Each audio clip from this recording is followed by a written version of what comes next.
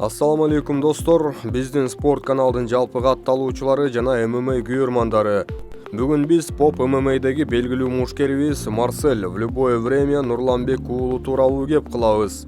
Видеону көргөн соң жакса сөзсүз лайк басып, алдына комментарий калтыралы. Анткени Марсель үчүн февралдын башында өтө маанилүү жана сиздердин колдооңуздарды талап кылган беттеш коюлган.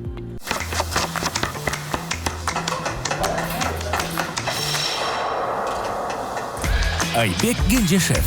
Ал тамак жасаганды жактырбайт. Бирок жеке ресторанын ачуу анын кыялы.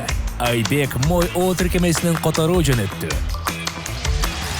Эми ал тамак жасабай койсо болот. Айбек жеке ресторанын ачалат. Мой О тиркемесинен сатып алууларды төлөп, балансты толуктап же акчаларды которуп, 10 миллион сомдук ойнотууга катыш. 2 күн мурда казактардын Nomad Fighting Championship уюмунун расмий баракчасы белгилүү мушкери Эркебулан Токтар менен биздин Марсель Нурланбек уулунун беттеши 8 февраль күнү болорун жарыялады. Анда мындай деп жазылган: Эркебулан мыкты формада жүрүп, Nomad Fighting 11 мелдешинде өз атаандашын тез эле нокаутка кетирген. Ал эми Марсель жеңиш сериясында келе жатат. Ал өзүнүн рекордун сактап калуу үчүн аягына чейин барат. Кимиси күчтүү болорун 8 февралда билебиз деген билдирүү калтырышты. Өзүңүздөр билгендей, Эркебулан медиа жагынан алганда Казакстанда жана коңшу өлкөлөрдө ысымы чыгып калган мушкер. Анын ММА рекорду 9 жеңиш жана 3 жеңилүүдөн турат. Акыркы беттешин ал өткөн жылы ноябрь айында Хайтам Эль Саид аттуу египеттик мушкерге каршы өткөрүп, биринчи раундда эле кросс соккусу менен жерге сулаткан. Бирок ал мушкер Эркебуландын деңгээли болчу деп айтуу да кыйын. Ошол эле октагон уюмундагы индиялык мушкерге каршы беттешин алсак, казак мушкери анда өзү да нааразы болгон. Биринчи секундаларда эле каршылашы жерге жата калып багынып берген. Белгилей кетсек, бутта туруп мушташууда кол соккулар жагынан Эркебулан күчтүүрөөк болушу ыктымал.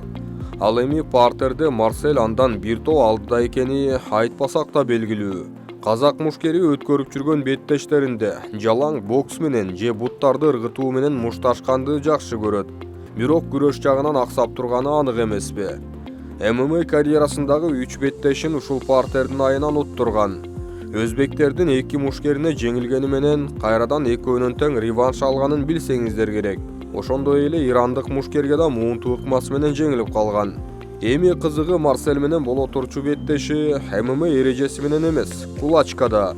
Башкача айтканда, жалаң бокс өнөрүн көрсөтүү менен өтөрүн Марсель өзү айтып өттү. Ассаламу алейкум достор, Эркебулан менен качан бой болот? 8 февралда болобу деп сурап аткандар, ооба бой болот достор. Анан өтө көп жазып атат да, эмне себептен ММАдан эмес, кулачкадан уруштасың деп. ММАдан болсо Эркебуланга грамм шанс жок болуп калат ММАдан. Неге дегенде мен мастер спорт грэплингмин, аны биринчи раундда тартып койдум.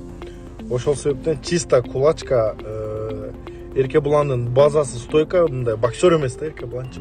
Стойщик, бирок эми стойкасы деле өтө деле менин оюмча өтө деле мындай прям мындай жесткий стойщик деп айта албайм. Бирок стойщик базасы. Мен өзүм грэплермин, бирок жакшы бой болот мындай. Менден жанагындай слабый бой күткөгүлө да.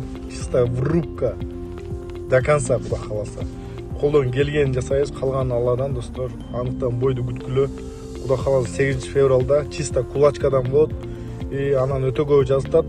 Бул кулачка рекордко кирбейт достор, профессиональный эмес бул. Рекорд жазылбайт, профессиональный рекордко эсептелбейт бул. Утсам деле, утулсам дагы эсептелбейт. Ошол себептен өтө интересный болот достор. Күтүп тургула, куда каласа жесткий, зрелищный бой көрсөтөбүз. Сиздердин оюңуздарча кулачка боюнча бул беттеште кимиси жеңишке жетиши мүмкүн? Марсельдин кол соккулары боксу каршылашты токтотууга жол береби? Же туруштук бере албай калышы ыктымалбы? Пикирлерди калтырып коелу. Эң башкысы улут аралык жаман сөздөрдү жазуудан алыс бололу. Бул спорт болгондуктан күчтүүсү жеңсин дейбиз.